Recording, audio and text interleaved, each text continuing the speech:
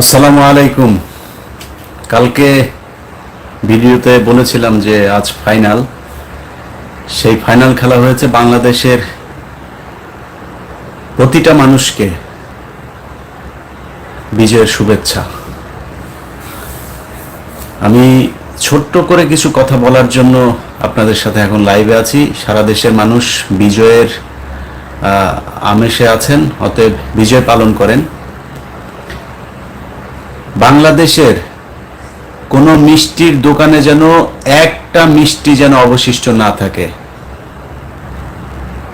বাংলাদেশে আওয়ামী লীগ নামের কোনো পশু জানোয়ার যেন একটাও বাংলাদেশে না থাকে। বাংলাদেশে এই গত 2-3 দিন আগের ঘটনা, যাদেরকে হত্যা করা হয়েছে, সেই হত্যাকারী যদি দেশের বাইরে যেয়ে থাকে, তার সাঙ্গপাঙ্গ যারা আছে তারা যেন পালাতে না পারে। তাদেরকে যারা এই কদিন সমর্থন করেছে, সময় টিভি, 71 টিভি সহ যেসব গণমাধ্যম তাদেরকে সমর্থন করেছে, এবং এই এতগুলো শিশু কিশোর যুবক মারা যাওয়ার পরেও যারা কিনা শেখ হাসিনার পাশে এই কয়দিন নোংরামো করেছে, তাদেরকে বিচারের আওতায় আনতে হবে। এবং এইসব টেলিভিশন পত্রিকা বাংলাদেশে কাজ করতে পারবে না। সবশেষ গণহত্যা করেছে কুমিল্লার এবং তার মেয়ে সিটি কর্পোরেশনের নবনির্বাচিত যেই ওদের যে নির্বাচন, সেই নির্বাচনে নির্বাচিত তাকে এবং তার বাবাকে যেন কোনোভাবে পালাতে দেওয়া না হয়। তাদের নিজেদের একদম প্রত্যক্ষ মদদে কালকে কুমিল্লাতে 12-13 জন শিক্ষার্থীকে হত্যা করা হয়েছে। আপনাদের সবার কাছে অনুরোধ, বাংলাদেশ গিয়েছিল সেই জায়গায় যেন আর যেতে না পারে। আপনারা দৃষ্টি রাখবেন। যারা এই বিজয় এনেছেন, এই বিজয়ের সম্পূর্ণ কৃতিত্ব আপনাদের কাছে অনুরোধ। এই বাংলাদেশের সবচাইতে বড় সমস্যা ভারত। অতএব সেই ভারত যেন এখন এই বিজয়ের মাঝখানে ঢুকে তাদের প্ল্যান বি কার্যকর করতে না পারে, সেদিকে আপনাদেরকে সজাগ দৃষ্টি রাখতে হবে। যেসব পরিবারের সদস্যরা এই মুক্তিযুদ্ধে জীবন দিয়েছেন, যেসব পরিবারের সদস্যরা জীবন দিয়েছেন, তাদের পরিবারের সদস্যদেরকে নামকা ওয়াস্তে কোনো জরিমানা না, এমন একটা টাকার অঙ্ক দিতে হবে। সেটা হতে পারে 5 কোটি টাকা, 10 কোটি টাকা, এরকম একটা অঙ্ক দিতে হবে যাতে তারা সারা জীবন বসে খেতে পারে। ওই পরিবারের এদেরকে এই যে নতুন প্রজন্মের যে মুক্তিযুদ্ধ, এই মুক্তিযুদ্ধের বিশেষ খেতাব দিতে হবে। যারা এই মুক্তিযুদ্ধে আহত হয়েছে তাদেরকেও যুদ্ধাহত মুক্তিযোদ্ধা হিসাবে তাদের ঘোষণা করতে হবে। কারণ আজকে বাংলাদেশ বিজয় লাভ করেছে, অনেকেরই হয়তো সুযোগ সুবিধা হবে, কিন্তু যাদের পরিবারের সদস্যরা চলে গেছে তারা কিন্তু তাদের পরিবারের সদস্যদের পাবে না। যেই পরিস্থিতিতে তারা জীবন বাজি রেখে বন্দুকের নলের সামনে দাঁড়িয়ে এই বিশাল দানব ফেরাউনের এই মহিলা ভার্সনকে বাংলাদেশ থেকে বের করেছে, তাদেরকে সারা জীবনে যদি আমরা সম্মান দিতে না পারি, তাহলে ভবিষ্যতে এই ধরনের কোনো দানব যদি আসে, তাহলে কেউ রাস্তায় নেমে আসবে না। সো তাদের খুব দ্রুত, সবচাইতে আগে তাদের এটা করতে হবে। আর আওয়ামী লীগের যেসব কুকুরের ছানারা এই কয়দিন বাংলাদেশের ভেতরে হত্যাযজ্ঞ, ধ্বংসযজ্ঞ চালিয়েছে, তাদের কেউ একটাও যেন দেশে থাকতে না পারে, কোনোভাবেই যেন তারা দেশে থাকতে না পারে মানে যেটা বুঝছেন সেইটাই। হ্যাঁ, সবকিছু এখানে বলা যাবে না। সো তাদেরকে আগে যায় এই অভিযানটা শুরু করেন সারা বাংলাদেশে। শেখ মুজিবের কোনো জায়গায় ওরা যে মূর্তি বানিয়েছে, একটা মূর্তি যেন অবশিষ্ট না থাকে। এই দেশে তার কোনো চিহ্ন থাকবে না। ওই বদমাইশ যেমন ছিল, তার মেয়েও ঠিক একই ধরনের বদমাইশি করে গিয়েছে। এদের চিহ্ন বাংলাদেশের মাটিতে থাকতে পারবে না। আমি শেষ করি আপাতত। আজকে 3 রাত ঘুমাই নেই। আমার এখানে এখন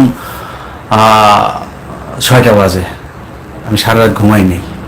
সকাল থেকেই শুনছিলাম, আজকে আর খুব বেশি আপডেট দেয়নি, শুনছিলাম যে দেখি শেষ পর্যন্ত, কারণ এটা তো বিশাল একটা দানব, এই দানব আসলে সরবে কিনা একটা মানে দ্বিধাদ্বন্দ্বের মধ্যে ছিলাম। কিছুক্ষণ আগে আমার এক ভাই, পুলিশের এক ভাই, আপনি নিশ্চয়ই ভিডিও দেখবেন, এতদিন আপনাদের কথা বলতে পারিনি, যারা এতদিন ধরে এই সরকারের ভেতরে ঘাপটি মেরে থেকে আপনারা মানে সত্যের পক্ষে ছিলেন, আপনাদের কথা আস্তে আস্তে সবার পরিচয়ে আমরা সামনে নিয়ে আসব। ভাই আমাকে বলছিলেন যে ইলিয়াস ভাই আপনি কি এখনো দ্বিধাদ্বন্দ্বে আছেন? আমি তাকে বলছিলাম ভাই দ্বিধাদ্বন্দ্বে নাই, কিন্তু সেই আমাকে প্রথম বলেছে যে ভাই হয়ে যাচ্ছে। আমি বললাম ভাই নাই, কিন্তু ভয় পাচ্ছি, বিশ্বাস হইতে চায় না। অতএব আওয়ামী লীগের এই যে গত 5 বছর এই সোশ্যাল মিডিয়াতে তোদের যাদেরকে বলেছিলাম যে তোদের আম্মু যেদিন চলে যাবে সেদিন এসে কথা বলিস, আয় এবার যা ঢাকা যা, কোথায় যাবি যা ঢাকায় গিয়ে কোথায় যায়, তারপরে বলবি যে ইলিয়াস তুই আয় দেখি তোরা যায় এই কর। আর আমি দেশে গেলে আসবি, বল আসবি, কে আসবি বল, নাম বল, কোন জায়গায় আসবি, কোথায় আসবি, সামনের সপ্তাহে টিকিট করে আসবি, বল কোথায় আসবি। আমরা অধ্যত্বপনা দেখাইলাম না, ফজরের নামাজ পড়ছি, ফজরের নামাজ পড়ে 2 রাকাত শুকরানা নামাজ পড়ছি, নফল নামাজ পড়ে তারপরে লাইভ বসছি, অধ্যত্বপনা দেখাইলাম না তোদের মতো, নম্র ভদ্র হয়ে বললাম জীবনে যদি নাকি মানুষ হয়ে থাকিস, মনুষ্যত্ববোধ হয়ে থাকে, এটা তোদের জন্য শিক্ষা যে পৃথিবীতে কোনো কিছুই আল্লাহ একবারে পার্মানেন্টলি দেয় নাই, এটা মাথায় রাখতে হবে। তোরা মানুষ হবি না, তোদের বুঝায় লাভ নাই, তোদের জীবনে আরো অনেক কষ্ট আছে, এটা কিছুই না, আমি মনে করি যেটা হয়েছে এটা কিছুই না, আরো বহু কষ্ট আছে, সেটা তোদেরকে সহ্য করতে হবে। ওর পতনটা ঠিক যেইভাবে মনে করেছিলাম আল্লাহ ওইভাবে করেন না, আল্লাহ জানি না সামনে কি লেখা রেখেছে, কিন্তু শেখ হাসিনা তুই আমার এই বক্তব্য যেখানে বসে শুনিস, তোরে বলে রাখলাম তোর হাতে যত রক্ত, আল্লাহ তোকে এত শান্তিতে দেশ থেকে পালায়া যায় তারপরে বাঁচতে দিবে না। 2 দিন আগে বলছিলি, যখন আগরতলা গিয়া বসে বসে অফিস করতি, তখন বলছিলাম যে তুই পালায় গেছিস, তখন বলছিলি আমি পালাই না, তুই পালাস, তোরাই পালাস, তোর বাপ পালিয়েছিল, তুই এর আগেও পালিয়েছিলি 1/11-এ, আজকেও পালাইলি, এটাই তোর চরিত্র। শুধু এইটাই বললাম, যতগুলো নিরীহ মানুষকে তুই হত্যা করেছিস এত সোজা না। একজন শিক্ষার্থী 9, 10 ইন্টারমিডিয়েট ইউনিভার্সিটিতে পড়াশোনা করে, এরকম একটা সন্তানের মা সারা জীবন বাঁচবে কেমনে রে?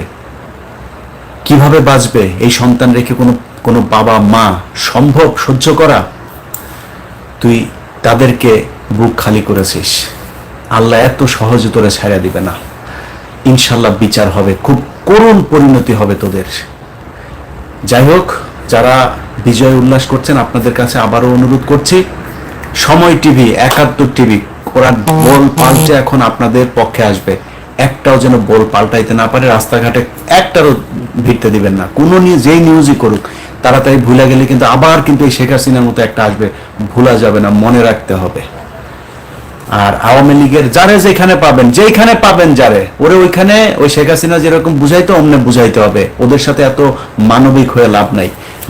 পাড়া মহল্লা গ্রাম যেখানে যেই জায়গায় এই যে এতদিন মাদকের ব্যবসা এলাকায় মানুষের সাথে মাস্তানি, যা আমার গ্রাম, আমার চুয়াডাঙ্গার খাসপাড়ার গ্রামে যেই কটা আছে ওই কটারে ধর, মায় শুরু কর, যা হয় আমি দেখবো না, যা। সবাই ভালো থাকেন, যার যার গ্রামে যার যার এলাকায় যান, শায়েস্তা করেন, তাতে আজকের মধ্যে যা করার করে ফেলেন। আল্লাহ হাফেজ।